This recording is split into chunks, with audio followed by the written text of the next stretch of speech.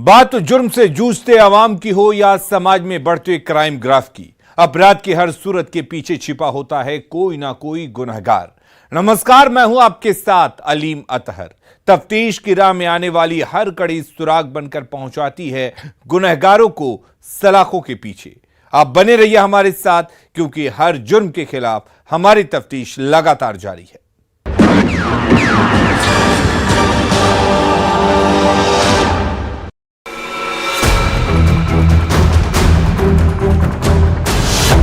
हिंदुस्तान में रिफ्यूजी हसीनाओं का जाल।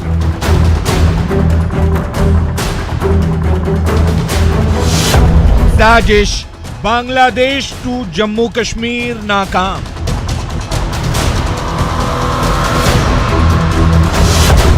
कटिहार में रेलवे पुलिस ने किया खेल।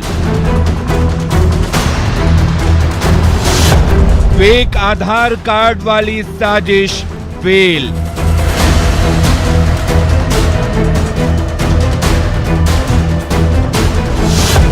छह लड़कियों के साथ अरेस्ट 2 दलाल। क्या रेलवे की मिलीभगत से फैल रहा घुसपैठ का जाल? न्यूज 18 के कैमरे में कैद कई फर्जी कागजात।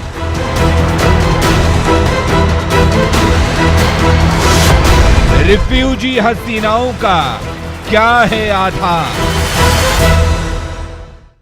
वो बांग्लादेशी रिफ्यूजी कैंप से भागकर अपने देश की सीमा को लांघकर हिंदुस्तान की सरजमी पर आ गई थी, लेकिन किसी को कानो कान भनक तक नहीं लगी थी।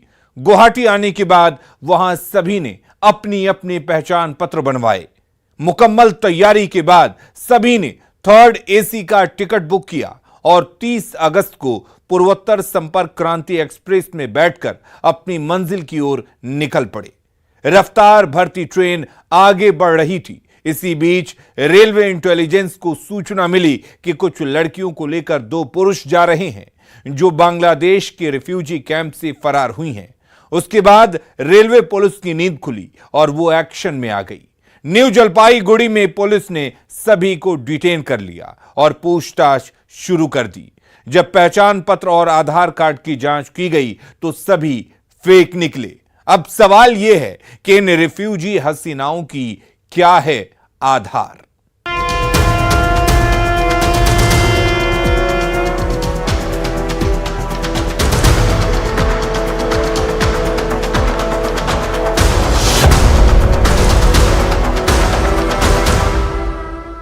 कटिहार जंक्शन पर एक लाइन से बैठी ये महिलाएं कोई आम महिलाएं नहीं हैं। ये हुस्न की हुनरबाज हैं, जो बांग्लादेश की सीमा को लांघकर हिंदुस्तान की सरजमी पर कदम रखी हैं। वो भी एक सुनियोजित साजिश के तहत, जो संपर्क क्रांति एक्सप्रेस ट्रेन से असम के बदरपुर से देश की राजधानी दिल्ली होते हुए जम्मू कश्मीर की हसीन वादियों के सफर पर निकली थी।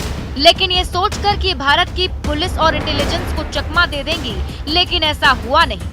इसके नापाक सफर पर बीच में ब्रेक लग गया और रेलवे इंटेलिजेंस की सूचना पर बांग्लादेश रिफ्यूजी कैंप से भागकर भारत पहुंची 6 बांग्लादेशी लड़कियों के साथ 2 दलालों को रेलवे पुलिस ने कटिहार में दबोच लिया। AC 3rd कोच में सफर कर रही इन महिलाओं के आधार कार्ड जब रेलवे पुलिस ने तफ्तीश करना शुरू किया तो इनकी सच्चाई सामने आ गई, जिसके बाद 6 लड़कियों और 2 पुरुष को पुलिस ने कटिहार रेलवे स्टेशन पर उतार लिया। जानकारी के मुताबिक ये 30 अगस्त को संपर्क क्रांति एक्सप्रेस ट्रेन से असम के बदरपुर से दिल्ली के लिए निकले थे, जिसे पुलिस ने न्यू जलपाईगुड़ी में इंटरसेप्ट किया और रफ्तार भरती ट्रेन में पूछताछ शुरू कर दी। कटिहार आते आते ये साफ हो गया कि सभी फर्जी तरीके से भारत में घुसपैठ कर दिल्ली जा रहे थे, जहां से जम्मू कश्मीर जाना था। रिफ्यूजी कैंप से भाग कर आई 6 लड़की और 2 दलालों के मामले में कल तक जो न्यूज 18 दावा कर रहा है, आज कटिहार रेल पुलिस उस पर मोहर लगा दिया है और रेल एसपी ने मामले पर आधिकारिक बयान जारी करते हुए कहा कि निश्चित तौर पर ये जो 6 लड़की है और इनके साथ 2 दलाल ये अवैध रूप पर भारत में प्रवेश किए थे और इस पर विधि सम्मत कार्रवाई होगा। जो रिफ्यूजी कैंप के जो बर्मा के नागरिक हैं जो जो बांग्लादेश में रिफ्यूजी में वो यहाँ है जो अवैध रूप से भारत में माने कि घुस आए हैं और ये ट्रेन से सफ़र कर रहे हैं और वो पूर्वोत्तर संपन्न क्रांति एक्सप्रेस में तैयार है और उनका बर्थ नंबर और जो बोगी नंबर है वो सब भी मालूम हो चुका था। उसी अति पर इसको इंटरसेप्ट किया गया जलपाईगुड़ी में और फिर उसी क्रम में माने कि उनसे पूछताछ करते करते ट्रेन कटिहार आ गई और फिर यहाँ उतार कर उनको डिटेल पूछा गया। जब पुलिस ने 6 महिला और 2 दलालों को ट्रेन से उतारकर पूछताछ किया तो पूरा सच सामने आ गया। दरअसल ये लोग फर्जी आधार कार्ड के आधार पर यात्रा कर रहे थे और जब इन आधार कार्डों के जांच किया गया तो ईसीआई रिकॉर्ड में इसका डेटा नॉट फाउंड था, जिससे ये साफ हो गया कि सभी फेक कागजात के आधार पर रेलवे में सफर कर रहे थे और रेल पुलिस की आंखों में धूल झोंकने का काम कर रहे थे। लेकिन रेलवे इंटेलिजेंस की सूचना पर इनकी चालाकी को पुलिस ने नाकाम कर दिया है। इस दौरान न्यूज 18 के हाथ भी 2 पीएनआर नंबर लगे हैं। पहला पीएनआर नंबर है 6508015267 जो 3rd AC में सफर कर रहे मोहम्मद इब्राहिम का है, जिसकी उम्र 25 साल है। ताहिर बेगम उम्र 21 साल, हमीदा बेगम उम्र 22 साल, तहसील राना उम्र 18 साल, नूर अकीज उम्र 23 साल। जबकि दूसरा पीएनआर नंबर 6408049746 है, जिस पर 3 लोग नाजिमुल्लाह उम्र 32 साल, नूर कयास उम्र 19 साल और गील कयास उम्र 22 साल है, जो यात्रा कर रहे थे, जिनका टिकट AC3 से AC2 में अपग्रेड हो गया था, जिनके कागजात का कोई आधार नहीं था। आधार से मतलब है इन लड़कियों के आका कौन हैं और हजारों किलोमीटर दूर बैठकर ये कैसे इन आधार के सहारे इन महिलाओं को भारत में स्थापित करना चाहता है, तो जम्मू कश्मीर के हसीन वादियों में दलालों के सहारे इन हसीनाओं को पहुंचाने की कोशिश कर रहा है। अब उन हसीनाओं के साथ वो दलाल भी जेल जा रहे हैं। कई सवाल इस पर जरूर खड़ा हो रहा है। सवाल ये कि हिंदुस्तान में कौन है इन लड़कियों का आका? फेक आधार कार्ड पर जम्मू कश्मीर भेजने का क्या था मकसद? घुसपैठ के इन रिफ्यूजी हसीनाओं के सिंडिकेट में कौन कौन शामिल है? टिकट निरीक्षक को फेक पहचान पत्र की भनक क्यों नहीं लगी? क्या रेलवे के भ्रष्ट अधिकारियों की मेल से घुसपैठ का खेल चल रहा है? लेकिन वोटर आई कार्ड का सत्यापन करने पर जो नंबर उसमें ईसीआई का दिया हुआ है, उसका जब हम लोग ने ऐप्स पर उसका सर्च करना शुरू किया तो उसको नो फाउंड डाटा दिखाया गया। इससे प्रथम दृष्टया ये लगा कि ये फर्जी टाइप का प्रतीत हुआ और इसके अलावा इनका टिकट पर भी हम लोग वेरीफाई किए हैं, जिसमें कि कुछ गलत एड्रेस पर भी टिकट है। उस संबंध में भी हम लोग जो छानबीन की जा रही है। फिलहाल पुलिस इन सभी सवालों का जवाब तलाश रही है और पहचान पत्र पर अंकित फेक पता ठिकाने की जांच कर रही है, जिससे आधार बनाकर सभी रेलवे के एसी कोच में सफर कर रहे थे। जांच के दौरान पुलिस को ये भी पता चला कि जिन 2 पुरुषों को पुलिस ने दबोचा है, शमशुल हक और एहसान उल हक, जो मूल रूप से बर्मा के करने वाले हैं, जो दमदम की जेल में 6 साल की सजा काट चुके हैं।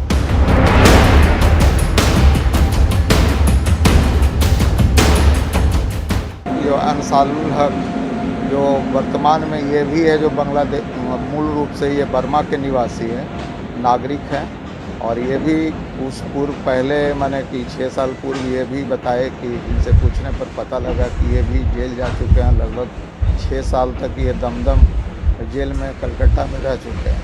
फिर बाद में इसको यूनिसेफ के द्वारा इनको है जो रिफ्यूजी आई कार्ड जो 23 तक का वैलिड है और ये वर्तमान में भटंडी जम्मू कश्मीर में ये इलेक्ट्रीशियन के रूप में कार्यरत है, जिनके द्वारा पूछने पर बताया गया।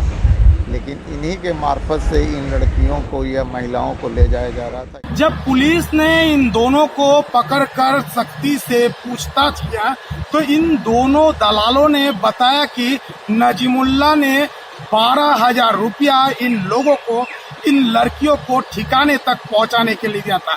जहां तक लड़कियों की बात है, ये लोग बांग्ला भाषी है, इसीलिए ना तो हिंदी समझ पाती है और ना ही हिंदी बोल पाती है।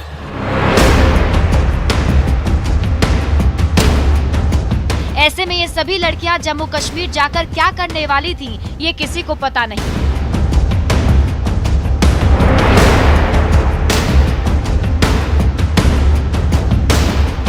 जो मूल रूप से बर्मीज लैंग्वेज ही बोलती हैं और उनसे पूछताछ पर अभी तक कोई ट्रैफिकिंग का मामला पूर्ण रूप से नहीं आया है। इस पर भी हम लोग सत्यापन कर रहे हैं। मैं हमरा नहीं है, तो हम नहीं लेके जाता है।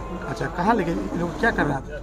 हम उधर से जो हम दिल्ली जाता है, हमारा लड़का का उधर लड़का है, साथ नहीं रहता है। उन लड़की बोला है हमको गाड़ी में, अंकल हमको गाड़ी में उठा के दो। लड़की सब कहाँ का है? हाँ, कहाँ का लड़की? लड़की वो बदरपुर से बोला है। गुवाहाटी से सर, गुवाहाटी से। इन लड़की लोगों को कहाँ से गुवाहाटी से सर, बर्मा के। हाँ, पता नहीं मुझे। दिल्ली, वहाँ से भाई क्या, उसका भाई आएगा बोला था। जम्मू से। जम्मू से कितना पैसा दिया था वहाँ तक पहुँचाने के लिए? सर दिल्ली तक पहुँचाने 12,000 रुपया दिया था। पुलिस आरपीएफ की ओर से दिए गए आवेदन पर एफआईआर दर्ज कर मामले की संजीदगी से जांच कर रही है। जिस्म फरोशी के धंधे में धकेलने के पीछे की सच भी टटोल रही है और कह रही है सभी पर फॉरेनर एक्ट के तहत कार्रवाई की जाएगी। साथ ही साथ इस सिंडिकेट के जड़ तक पहुंचने की भी जद्दोजहद की जा रही है ताकि इनके आका तक पहुंचा जा सके, जिसका दूर दूर तक कोई सुराग पुलिस के हाथ नहीं लगा है। लेकिन जिस तरह से असम, बंगाल और बिहार से सटे सीमा इलाकों में बांग्लादेशी बॉर्डर से हिंदुस्तान में घुसपैठ कर रहे हैं, वो बेहद चिंता का विषय है और बिना आधार के जिसका आधार पुलिस तलाश रही है। न्यूज़ 18 के लिए कटिहार से सुब्रत गुहा के साथ ब्यूरो रिपोर्ट। दोस्त जिगरी थे, आपस में एक दूसरे की खिंचाई कर रहे थे और हंसी मजाक कर रहे थे, लेकिन हंसी मजाक कब दुश्मनी में बदल गई पता ही नहीं चला और जिगरी दोस्त दोस्त का जानी दुश्मन बन गया। उसके बाद जो हुआ वो बेहद खौफनाक और खतरनाक था, जिससे आक्रोश की आग धधकने लगी। क्या है हंसी मजाक से हत्या तक की पूरी कहानी, इस रिपोर्ट में देखिए। हंसी मजाक करना युवक को पड़ा भारी, मजाक के बदले आदित्य को मिली मौत, हत्या के बाद भड़की आक्रोश की आग।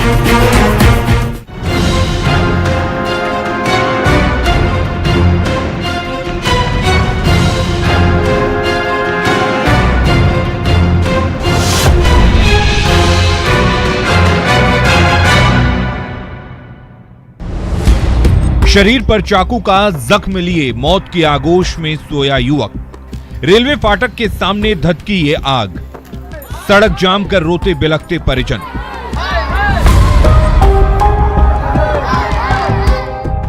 ये खौफनाक तस्वीरें सिवान जिले के महाराजगंज थाना इलाके से सामने आई हैं, जहां पड़ोस के रहने वाले एक दोस्त ने दोस्ती के रिश्ते को ताक पर रखते हुए अपने ही दोस्त की जान ले ली है, वो भी चाकू से वार करके, जिसके बाद से पुरानी बाजार का इलाका आक्रोश की आग में धधक रहा है।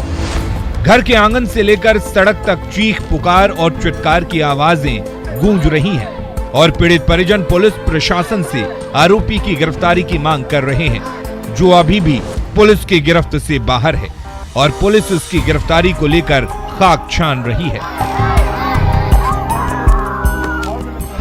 देखिए, महाराजगंज थाना क्षेत्र में आए दिन घटना घट रही है। वही में महाराजगंज पुरानी बाजार में आज मजाक के क्रम में आदित्य कुमार गोंड पिता मनन गोंड के लड़के हैं और इन्होंने मजाक कर रहे थे अपने ही गांव के एक लड़का से। तभी मजाक को व्यक्ति बर्दाश्त नहीं किया, चाकू निकाल कर मार दिया, जिसे गांव परिजन ने सिवान सदर अस्पताल लाए और लाने के क्रम में वो व्यक्ति दम घर पे जा रहे थे। घर पे जाने के बाद वो मजाक किया। कौन मजाक किया? आशिक। हाँ, आशिक मजाक किया तो निकाल कर चाकू मार दिया। कौन चाकू मारा है? संजय राव। उसके बाद क्या हुआ? उसके बाद हम पूछे कि क्या बोल रहे, तो वो बोल रहा है, संजय राम बोल रहा है कि चाकू मार देने। उसको हम लेकर हॉस्पिटल में गए। वहाँ पे सही सुना आपने। हत्या की इस वारदात के बारे में बताया जाता है कि महाराजगंज थाना क्षेत्र के पुरानी बाजार निवासी मनन शाह का 30 वर्षीय पुत्र आदित्य शाह अपने पड़ोस के रहने वाले दोस्त के साथ हंसी मजाक कर रहा था और उसे चुड़ाने की कोशिश कर रहा था। इसी दौरान दोनों के बीच तू-तू मैं होने लगी और बात बात में विवाद इस कदर बढ़ गया कि आदित्य के दोस्त संजय के सिर काल सवार हो गया और वो देखते ही देखते अपने दोस्त आदित्य की जान का दुश्मन बन गया। आदित्य जब तक कुछ समझ पाता तब तक आरोपी संजय कमर से चाकू निकालकर उस पर ताबड़तोड़ हमला करने लगा, जिसमें वो जख्मी होकर जमीन पर गिर पड़ा। उसके बाद आरोपी मौके से फरार हो गया। इस बात की जानकारी जब परिजनों को मिली तो आनन फानन में उसे इलाज के लिए अस्पताल पहुंचाया, लेकिन अफसोस कि आदित्य की सांसें थम गई। उसके बाद से परिवार में हाहाकार मच गया, तनाव का माहौल कायम हो गया और मौके पर पहुंची पुलिस मामले की तफ्तीश में जुट गई और आरोपी संजय राम की जल्द गिरफ्तारी का दावा कर रही है। यही है कि दोनों आपस में जो है मित्र ही थे और आपसी रंजिश में इसी बात को लेकर के एक ने दूसरे को चिढ़ा दिया और गुस्से में आके दूसरे ने उस पर वार कर दिया। बाकी जो है प्राथमिकी दर्ज हो रही है और अनुसंधान में क्या होता है। इसमें किसी की गिरफ्तारी वगैरह नहीं, अभी किसी की गिरफ्तारी नहीं हुई है। संजय राम का नाम आ रहा है, उसने ही चाकू मारा है। उसकी गिरफ्तारी के लिए हम लोग हर संभव प्रयास करें। ऐसे में परिजन पुलिस प्रशासन से मदद और इंसाफ की गुहार लगा रहे हैं और कह रहे हैं कि मृतक के बीवी और 3 बच्चों का अब कौन ख्याल रखेगा, उनकी परवरिश कैसे होगी। आदित्य घर का इकलौता चिराग था जिसे दोस्त से दुश्मन बने संजय और उसके सहयोगियों ने बुझा दिया है। ऐसे में देखने वाली बात ये होगी कि पुलिस कब तक आरोपी संजय राम को गिरफ्तार कर जेल की सलाखों में पहुंचाती है और पीड़ित परिवार को इंसाफ दिलवाती है। लेकिन जिस तरह से मजाक के बदले दोस्त ने दुश्मनी साधी है और दोस्त का कत्ल किया है और अपने लिए सलाखों के दरवाजे खोल दिए हैं, वो समाज के लिए ठीक नहीं है। जो दोस्ती के रिश्ते को भी कलंकित कर रहा है, उसे उसके किए की सजा तो मिलनी ही चाहिए। न्यूज़ 18 के लिए सिवान से मृत्युंजय।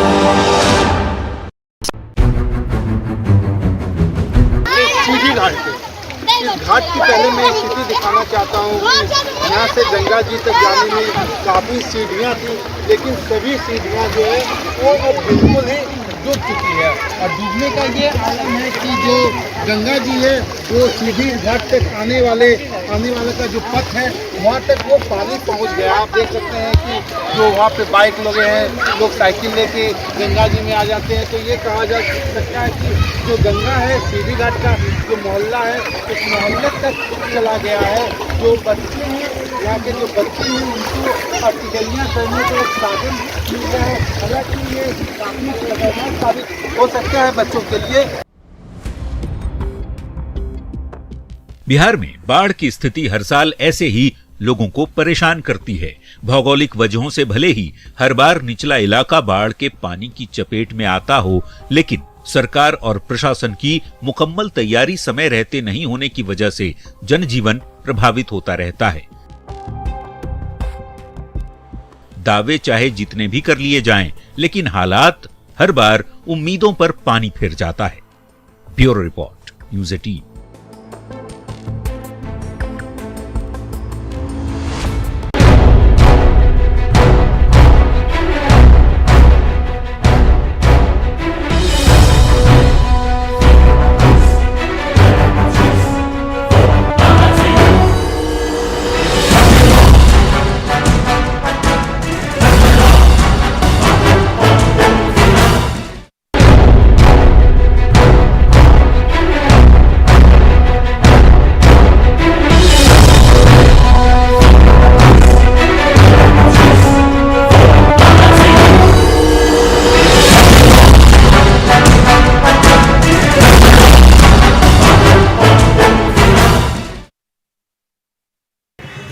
वो रात खाना खा करके वो टहल रहा था, टहलने के लिए घर से निकला। उसके बाद सुबह फ़ोन आया, और रात भर घर आया नहीं, उसके घर वाले ढूंढे नहीं आया। उसके बाद सुबह फ़ोन आया, जहाँ उसका बॉडी मिला वहाँ से कोई लड़का फ़ोन किया कि उसका मर्डर हो चुका है। हत्या ये अब तो हमको भी मालूम नहीं कैसे हुआ, लेकिन ये उसको बुला करके और प्लानिंग के तहत उसको मारा गया है। चाकू मार कर हालांकि उसका गला काट दिया गया है।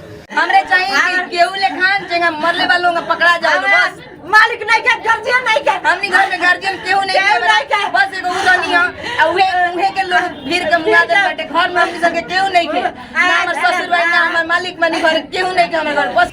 शव मिलने की खबर मिलते ही कुचायकोट थाने की पुलिस भी मौके पर पहुंच गई और मामले की तफ्तीश में जुट गई, लेकिन अब पुलिस के हाथ कोई सुराग नहीं लगा है। लेकिन मृतक के शरीर पर चाकू के 12 से ज्यादा जख्म के निशान मिले हैं, जिससे ये साफ है कि अपराधियों ने बेरहमी से और बेदर्दी से युवक की हत्या की है, वो भी घर से बुलाकर, जो कई सवाल खड़े कर रहा है। सवाल ये कि मृतक एलजी शाह को कॉल करने वाला कौन था? क्या पुरानी अदावत में कत्ल की स्क्रिप्ट लिखी गई है? क्या एलजी शाह की किसी से कोई दुश्मनी थी? अगर हाँ, तो कौन है वो लोग जिससे दुश्मनी थी? अगर नहीं, तो क्या पुलिस आखिरी कॉल के सीडीआर की जांच करेगी? प्रशासन से मांग करते हैं कि जो भी किया है उसको तुरंत कार्रवाई हो। कैसे हत्या हुई है इनकी? और हत्या तो घर से बुला के हुई है। चाकू मार के? हाँ, चाकू मारा हुआ है, गर्दन पूरा काटा हुआ है, पेट में भी चाकू है। फिर डेड बॉडी को? डेड बॉडी तो गाड़ी में है, वहाँ ओवरब्रिज के नीचे पड़ा हुआ था। किसी का अरेस्टिंग अभी तक? ना, अभी किसी का अरेस्टिंग नहीं हुआ। अनुसंधान पुलिस के द्वारा किया गया है, उसमें ये तथ्य सामने आया है कि कल शाम में ये कुछ अपने दोस्तों के साथ एक बाइक पे देखा गया है और उसके बाद सुबह इनका शव प्राप्त मिलता है। तो ऐसी संभावना है कि जो लोग इनके साथ अंत तक देखे गए हैं उनकी पहचान जो हुई है वो लोग ही हत्याकांड में शामिल हैं। अभियुक्तों की पहचान हो चुकी है, अति शीघ्र सभी की गिरफ्तारी। फिलहाल पुलिस इस पूरे मामले की जांच में जुटी है। सदर एसडीपीओ संजीव कुमार ने कहा कि जल्द ही हत्याकांड का खुलासा किया जाएगा और अपराधियों को गिरफ्तार कर जेल की सेल में डाला जाएगा। पुलिस के दावों में कितना दम है, ये तो आने वाला वक्त ही बताएगा। फिलहाल पुलिस के हाथ खाली हैं और कातिल बेखौफ घूम रहे हैं। न्यूज़ 18 के लिए गोपालगंज से गोविंद कुमार के साथ ब्यूरो रिपोर्ट। तो अपराधी चाहे लाख शातिर हो, तफ्तीश की दिशा अगर सही है तो बच नहीं सकता कोई गुनहगार सलाखों के पीछे जाने से। तो पुलिस चाहे सोई हो, मुजरिम चाहे कोई हो, आप बने रहिए हमारे साथ, क्योंकि हर जुर्म के खिलाफ हमारी तफ्तीश लगातार जारी है।